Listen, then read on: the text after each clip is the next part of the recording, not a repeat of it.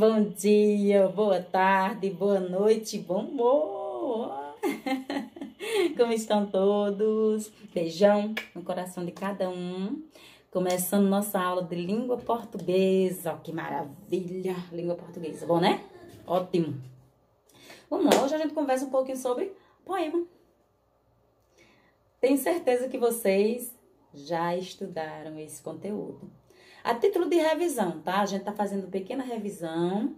Então, aqui a gente vai falar poema e algumas nuances do poema, tá? Porque a gente vai rever mesmo. Eu tenho certeza que vocês viram ano passado. E aí, vamos só revisitar o conteúdo. O objetivo da nossa aula é esse aí, né? Aprender a escutar, ler, compreender e interpretar poemas. Também reconhecer e fazer uso de recursos da linguagem poética, como sonoridade e diferentes significados. E aí, para que esse objetivo seja alcançado, vamos introduzir essa aula com esse maravilhoso poema de Luís Vaz de Camões. Amor é fogo que arde sem se ver. Amor é fogo que arde sem se ver. É ferida que dói e não se sente, é um contentamento descontente, é dor que desatina sem doer. É o não querer mais que bem querer. É solitário andar por entre a gente e nunca contentar-se do contente, é cuidar que se ganhe e se perder. É querer estar preso por vontade, é servir a quem vence o vencedor, é ter com quem nos mata a lealdade. Mas como causar pode seu pavor nos corações humanos amizade, se tão contrário a si é o mesmo amor. Luís de Camões. Acredito eu que vocês devam conhecer esse poema. E creio eu que vocês também devam ter ouvido falar desse grandiosíssimo autor, Luís Vaz de Camões. Aí um breve relato, uma microbiografia do Luís de Camões, tá? Ele nasceu em 1524, faleceu em 1580. Foi um poeta, foi soldado, né? Ele era de Portugal. E é considerado até hoje um dos maiores escritores do classicismo, do período do classicismo, tá? Além disso, ele é apontado um dos maiores representantes da literatura mundial. Né? Além de ser um dos maiores representantes de um período específico, ele é considerado um dos maiores autores da literatura mundial. E aí, como um desafio, eu lanço para vocês a seguinte proposta. O que será que vocês vão descobrir se for fazer uma pesquisa sobre Luís Vaz de Camões? Vocês estão observando aí essa imagem dele? Tem alguma coisa estranha aí nesse olho dele? Ou será que não? Só sou eu que estou enganada? Procurem para mim, por favor. Procure. Quem chegar com uma resposta para mim, eu vou dar um brinde. Um cheiro no olho. Mas o que será que aconteceu nesse olho dele? Ou será essa impressão minha? Eu não estou conseguindo assimilar as coisas direito. Mas eu acho que tem alguma coisa estranha aí. Por isso até que eu coloquei essas palavras-chave, né? Vida boêmia. Mas o que será que é vida? O que significa isso? Vida boêmia. E ainda mais relacionada a Luís Vaz de Camões, né? Conhecido popularmente como Camões, tá, gente? Quando vocês ouvirem falar de Camões, é esse abençoado aí, esse grande escritor, tá? Mas aí o que é que a expressão vida boêmia tem a ver com Camões? Olho direito, opa, tá vendo o que eu falei? Nesse instante, olho direito. Essa questão aí do olho direito me parece ser algo que a gente deva investigar. E os Lusíadas? O que é isso, minha gente? Os Lusíadas. Eu vou esperar a resposta de vocês, tá certo? Eu não sei do que se trata, mas eu tenho certeza que vocês vão fazer essa pesquisa e vão dizer alguma coisa pra mim, tá? Depois que vocês encontrarem, não precisa ser muita coisa não precisa ser um texto enorme não. Por exemplo, se você conseguiu associar a vida boêmia a Camões, você coloca aqui embaixo nos comentários mesmo, viu? né, amanhã, hoje mesmo, né? Depois que você fizer essa pesquisinha rápida, conseguiu associar? Coloca aqui embaixo. O que é que tem a ver vida boêmia com Camões? Por que a professora colocou aí olho direito? Que tem um negócio estranho nesse olho direito? Tem. Mas é o que mesmo? Será que aconteceu? Eu acho que aconteceu alguma coisa, mas vou aguardar, tá bom? E a mesma coisa essas luzidas aí. Esclareçam o que é, o que significa isso aí, gente. E agora eu convido vocês a pensar um pouco. Vamos pensar, vamos pensar, vamos pensar. Nós lemos o poema Amor é fogo que arde sem se ver. E olha que se a gente for destrinchar o poema, tem coisa, viu? Quem sabe a gente não vai destrinchar ele daqui a pouco, né? Quem sabe? Mas quando eu digo assim, olha, amor é fogo que arde sem se ver. Nós temos um exemplo de metáfora. Não é uma pergunta, tá? Eu tô afirmando. Aí é um exemplo de metáfora. Mas o que é uma metáfora? Agora eu pergunto, tá? Segundo convite ao pensar. A linguagem usada no poema é diferente, deixa eu puxar um pouquinho aqui, é diferente da linguagem usada em uma notícia, por exemplo. Qual a diferença? Terceiro item. Quanto à estrutura, podemos afirmar que há diferenças entre o poema e um conto, por exemplo. Tá? O conto aí tá só para exemplificar. Você pegando assim um poema e um conto, a estrutura textual é diferente. Quais são essas diferenças? Tá? Então você pode agora pausar o vídeo e tentar responder essas 3 questões aí, tá? Dá um pausezinho aí, faz um registro no seu caderno, que a gente vai conversar sobre cada um desses questionamentos aí, tá? Pronto? Respondido? Vamos então à primeiro convite ao pensar. Vamos pensar. Amor é fogo que arde sem se ver. Tem uma metáfora aí.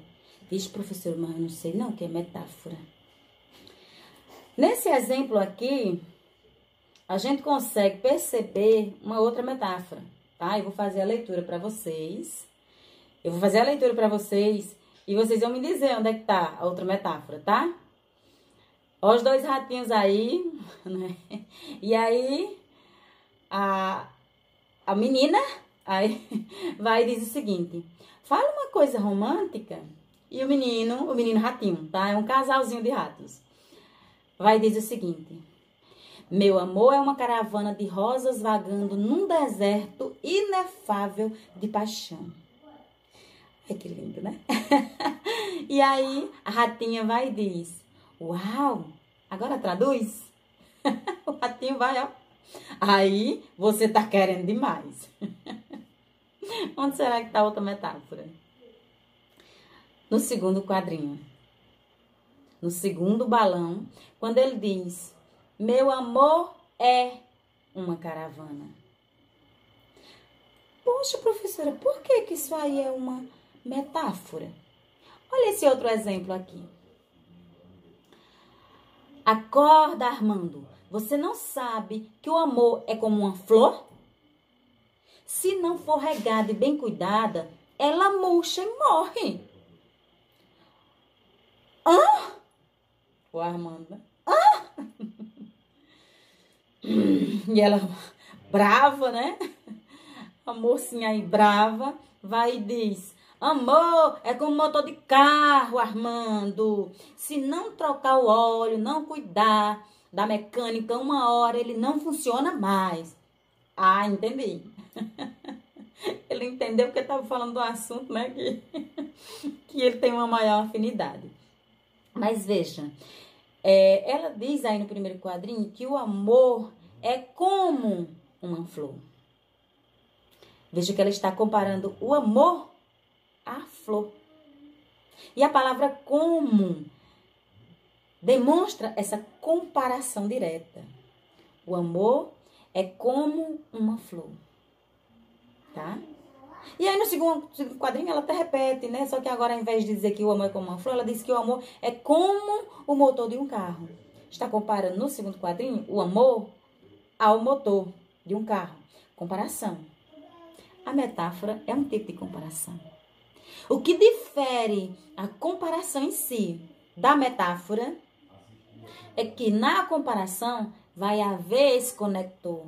Vai haver o uso do como ou de um conector parecido. Na metáfora não há. Veja que lá no poema a gente diz o seguinte: amor é fogo que arde sem se ver. Agora, se a gente dissesse assim, amor é como um fogo que arde sem se ver. Se fosse dessa forma, nós teríamos uma comparação. Porque é a comparação direta, explícita, tá? Quando há o uso desse conector. Mas quando não há, então aí nós temos uma comparação indireta, implícita, e a esse tipo de comparação nós chamamos de metáfora. Tá? Que é o que ocorre aqui, na história do casalzinho de ratos, né? Quando ela diz, quando ele diz, o ratinho diz que meu amor é uma caravana. Metáfora. Se ele dissesse, meu amor é tão imenso quanto uma caravana de rosas, é tão imenso quanto, tão quanto, conector. E aí seria a comparação mesmo. Como não tem esse conector, ele está dizendo que meu amor o amor dele é uma caravana. Então aí nós temos uma metáfora, certo? E aí o textinho já resume bem direitinho. Esse material está disponível no Word, que eu vou postar para vocês, tá? Muita gente confunde metáfora com outra figura de linguagem, que é a comparação, tá? E aí tem o exemplo, Catarina é uma flor. Isso é metáfora. Catarina é como uma flor. Isso é comparação. A metáfora não apresenta o elemento de conexão característico da comparação. Ela utiliza os termos no sentido denotativo e os transforma no modo figurado, que é o conotativo. Tá? Então, veja, quando Camões diz assim, amor é fogo que arde sem se ver. Veja, fogo no seu sentido literal, no sentido denotativo, é algo que queima, né? Mas queima de verdade, queima que se tocar na pele deteriora, destrói. No poema, ele não está dizendo que esse queimar de destruir a pele, o físico de uma pessoa, de destruir de verdade fisicamente. Esse fogo representado nesse poema é no seu sentido conotativo, ou seja, é um sentido figurado. A gente tem que fazer uma leitura, uma percepção. E aí é onde entra o encanto da poesia. Que a gente tem que ter a sensibilidade para entender o que Camões está querendo dizer aí. Amor é fogo que arde sem se ver. Arde, mas a gente não vê de verdade. Porque não é aquele fogo real. É um fogo no seu sentido figurado. A mesma coisa nós temos nos outros exemplos, inclusive nesse aí que vocês estão vendo. Catarina é uma flor. Será que eu estou querendo dizer que Catarina, ela nasceu em uma planta, ela surgiu de uma sementinha que nasceu a planta e depois saiu o botãozinho e a flor se abriu e a gente pode ir lá colher e cheirar? A palavra flor no seu sentido denotativo é isso, né? Mas nesse caso aí ele está querendo elogiar Catarina, né? Talvez por ser uma pessoa delicada, por ser uma pessoa que traz alegria, que traz brilho, né? Tudo vai depender do contexto onde essa metáfora foi empregada, tá certo? E aí, pra gente compreender bem direitinho, tá? Essa questão de figuras de linguagem, metáfora é uma figura de linguagem, tá? Eu trouxe outras duas figuras que eu vou apresentar para vocês, né? Eu trouxe aqui a metáfora, a comparação, vocês já entenderam as duas, né? Daqui a pouco eu apresento mais duas, tá? Vou só concluir aqui esse texto, que diz o seguinte, olhem. É assim que é feita uma comparação implícita, né? Como eu disse a vocês, a comparação sem uso do conector é a comparação implícita e a ela damos o nome de metáfora.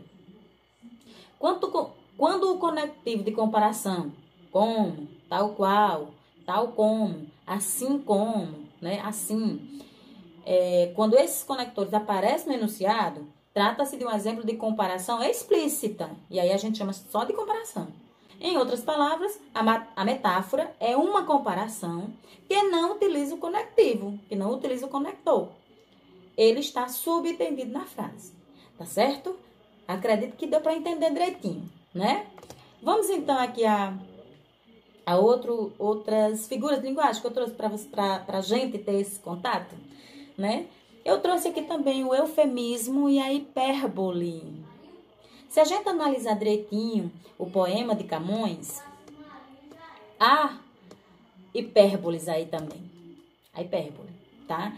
Quando ele diz que amor é fogo que arde, nossa, essa ardência soa como um exagero, porque hipérbole é isso, soa como um exagero para se referir a essa dor que ele está sentindo. Para ampliar, né, essas figuras de linguagem, como eu disse a vocês, trouxemos aqui a hipérbole, que o soneto como um todo tem essa, como eu disse a vocês, né, tem essa percepção de exagero, que é o que é colocado aqui. Veja esse exemplo. Trouxe essa tirinha. E aí tem um trecho de uma música um pouco atoladinha. Tô ficando atoladinha. Viu como eu canto bem? Aham. Aposto como a Elis Regina está morrendo de inveja. Eu sou sinistro. Tá, então veja. Além da hipérbole, né? Quando ele diz assim, aposto que a Elis Regina está morrendo. Olha, o que é que morrer significa? A palavra morrendo, para demonstrar esse exagero na fala, né? Para dar ênfase à sua ironia, porque a fala dele aí tem uma ironia, né? Tá, e aí esse textinho, já deixei claro esse conceito de hipérbole, que é uma figura de pensamento que consiste na explicitação de um exagero, para mais ou para menos, de algo ou de uma situação. Tá? Sempre que você perceber o exagero, ali a gente pode denominar, a gente já pode identificar uma hipérbole. Enquanto a hipérbole exagera nas coisas, o eufemismo atenua, tranquiliza, apazigua. Olha o exemplo aqui. Fofoqueira não, querida. Eu sou produtora de biografias orais não autorizadas. Então, veja, ela encontrou um jeito delicado de nomear, de renomear a palavra fofoqueira, né? Certamente as colegas aí chamaram ela de fofoqueira, e aí ela quis amenizar aí a situação, para não ficar aí com essa denominação que é um pouco assim pejorativa, né? Que vai talvez prejudicar a imagem dela, então vamos mudar aí as coisas. O mesmo ocorre, por exemplo, quando alguém diz assim, eita, fulano bateu as botas. Para não ser, para sua linguagem, para sua fala, não parecer assim forte, entende? Né? A gente atenua. Ao invés de dizer que morreu, aí fala, bateu as botas. Partiu dessa para melhor, né? Ó, você está faltando com a verdade. Eufemismo para não dizer que a pessoa é mentirosa, tá? Quem pegou por engano a minha caneta? A gente já ouviu muito, né? Essa expressão. Então, pronto, aí é um exemplo de eufemismo. Gente, quem pegou por engano? A gente diz assim para não dizer assim, gente, que roubou minha caneta. Tá? Mas é muito interessante, é bom que a gente utilize de eufemismo. Atenuam as coisas, nos ajudam a expor aquilo que a gente quer sem machucar, sem magoar, de uma maneira calma, tranquila. Eu sou fã do eufemismo, eu gosto demais, tá? E o textinho diz isso, né? O eufemismo é uma figura de pensamento que serve para suavizar uma expressão ou palavra que denote algo muito direto ou objetivo. Para não ser direto, para não ser grosso, utiliza-se do eufemismo. Em algumas situações, né, como a senhora aí nesse exemplo, né, para não prejudicar tanto a imagem dela. Tá? E aí, né, nosso primeiro questionamento, né, que era lá sobre a questão da metáfora, e da metáfora nós chegamos a esses 4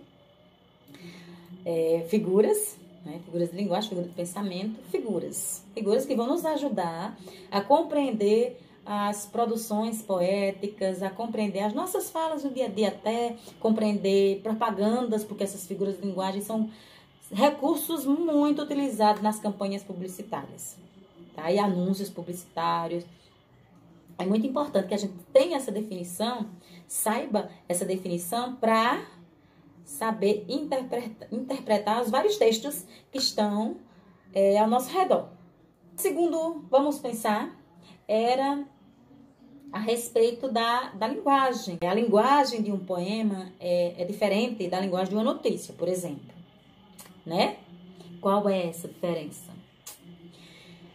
Veja, se eu disser assim, um trabalhador da empresa tal caiu do 10º andar, morreu e o velório será hoje na Capela São Francisco. Às 4 da tarde, na Capela São Francisco. Eu estou noticiando a morte de um trabalhador de uma determinada construtora, né? Agora, é uma notícia, né? Um exemplo de uma notícia. Rapidinha, mas é uma notícia. Agora, se eu disser assim, nossa, aquele homem que amava tanto a sua esposa, naquele dia se despediu com tanto amor nos olhos, com tanto brilho, deu um beijo nas suas crianças, nos seus filhos, e foi trabalhar cheio de vontade. Subiu no prédio que estava trabalhando e lá, na hora do almoço, sem perceber, havia um obstáculo na sua frente que o fez voar como uma pluma, que o fez descer como uma pluma. Parou no meio da rua. Por lá permaneceu até ir ao lar eterno. Eu tô contando a mesma história, não tô? Tô contando a mesma história, só que eu tô utilizando uma outra linguagem. A linguagem poética, a linguagem figurada. E é isso que a gente está vendo aí, né? Denotação e conotação. A denotação é a objetividade. É você ir direto ao ponto. Sem dizer os fatos de maneira direta. Como eu disse no primeiro exemplo, né? Uma notícia. As notícias, né? As reportagens são baseadas em fatos. Então não tem muito da linguagem objetiva, ou subjetiva, não. É objetiva mesmo. No segundo exemplo que eu citei, a linguagem é outra. Ela é mais subjetiva. Ao envolvimento de sentimento, você percebe a sutileza, a inspiração, a emoção. Linguagem conotativa, tá? Então, sempre que falar em denotação, estamos falando do sentido real, sentido literal, da objetividade.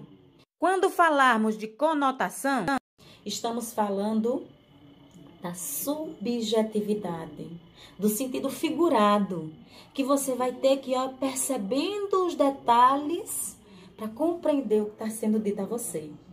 É o que ocorre nas letras de música. Para a gente entender a música, a gente tem que perceber as emoções que estão sendo inseridas, que foram inseridas ali naquele texto.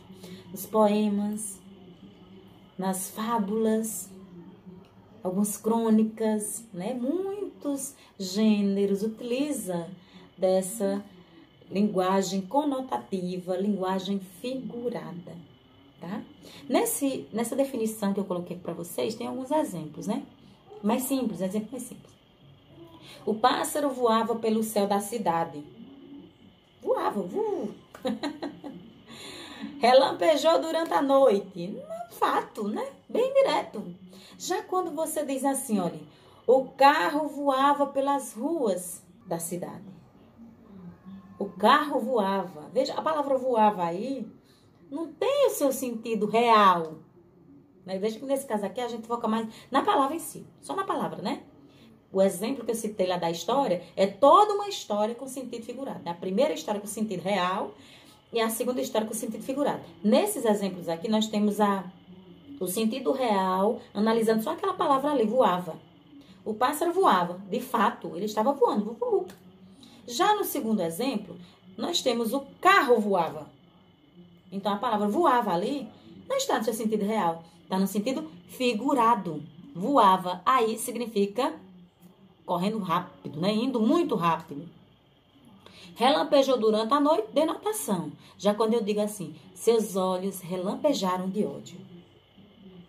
Opa, relampejar aí não é o raio lá no céu não, né? Cortando tudo não. Relampejar aí é relacionado a brilho, ou a transparecer, ou a ser óbvio demais, né? O ódio tá aparecendo ali no olhar. Ixi, gente, não deixe não isso acontecer com vocês não, viu? Ódio não. Amor, paz, tranquilidade, bom humor, tá? Deixa tudo isso relampejar nos seus olhos.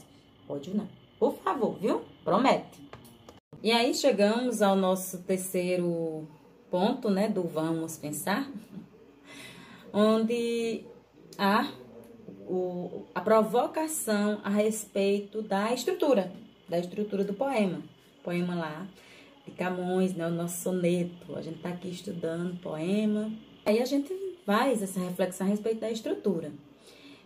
Há uma diferença entre o poema e um conto, por exemplo, na questão estrutural. E conhecemos, então, a prosa e o verso, tá? E as diferenças são: texto em prosa, organização em parágrafo. Texto em verso, organização em versos, estrofes, rimas, tá? O ritmo dos textos em prosa é um ritmo da língua falada, né? As entonações. Enquanto no texto em verso, e aí principalmente os poemas, há uma melodia, um ritmo, a sonoridade, ocorre rimas em alguns casos, tá? Então essa é a distinção entre prosa, texto em prosa e texto em verso. Para encerrar, a gente vai aqui só fazer uma pequena distinção, vamos aprender a diferenciar poema de poesia, tá? Gente, professora, não é a mesma coisa, não? O que será que tem de diferente, hein? Vamos lá. Poema é a escrita de um texto subjetivo, de um texto no seu sentido figurado. Ele pode ter a forma fixa, como um soneto. Soneto que a gente leu lá no início desse vídeo é um poema de forma fixa. Acho que, professor, como assim? Forma fixa? Para ser soneto, ele tem que ter 4 estrofes, sendo que as 2 primeiras são quartetos, tem 4 versos, 1, 2, 3, 4, né? Primeira estrofe tem 4 versos, segunda estrofe também tem 4 versos, terceira estrofe tem 3 versos e a quarta estrofe também tem 3 versos. Então, o soneto é um poema de forma fixa. Para ser soneto tem que ter 2 quartetos e 2 tercetos. Existem outros tipos de poemas de forma fixa. Existem os poemas livres, né, que não tem que obedecer à estruturação. Não tem que ser, tem que ter tantos versos ou tantas estrofes, tá? Isso daí a gente chama de livre. Então, quando a gente escreve, utilizar a palavra para fazer essa arte, utilizar a inspiração para escrever, produzir, a gente está fazendo um poema. E aí, nesse poema, tem poesia. Porque a poesia é a sensibilidade despertada. Ela é trazida pela inspiração. A inspiração não é nem trazer, não, é demonstrar. Tanto é que a gente pode colocar poesia num desenho, numa escultura, numa música, numa fala, numa mensagem, no nosso olho. Nosso olho pode ter poesia. Numa fotografia, não é? Você pode olhar uma fotografia, por exemplo, de uma pessoa com seu animal de estimação, sentindo, abraçando, e aí você vai dizer, que lindo. Isso é poesia, tá? Então, a poesia é a demonstração, a percepção do sentimento, da subjetividade. Enquanto o poema é essa mesma subjetividade, só que no formato de texto. Usa-se a palavra para produzir o poema, tá? Então, quando a gente escreve, por exemplo, um soneto, é um poema. Você percebe a poesia dentro do soneto, dentro do poema. Escrever um cordel, poema. E aí você percebe a poesia dentro desse cordel, tá? Compreendendo a diferença, deixa eu fazer a leitura do texto que está aqui para vocês verem. Não. Haverá poesia sempre que, criando ou fazendo coisas, somos dominados pelo sentimento do belo. Sempre que nos comovermos com lugares, pessoas e objetos. Poesia.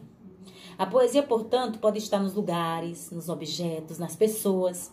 Assim, não só os poemas, mas uma paisagem, uma pintura, uma foto, uma dança, um gesto, poesia para vocês. Um conto podem estar carregados de poesia. Poema é uma palavra que vem do latim poema, que significa composição em verso, comédia ou peça teatral. E do grego poema, que significa o que se faz, manual, criação do espírito da invenção. Portanto, poema é a poesia que se organiza com palavras. Acredito que entenderam um pouquinho, né? Um cadinho aí. O que não ficou claro, meus queridos, estou aqui prontinha para tentar tirar as dúvidas de vocês, tá certo? Um beijo grande no coração de vocês. Fiquem em paz, fiquem com Deus. Gratidão e até a próxima.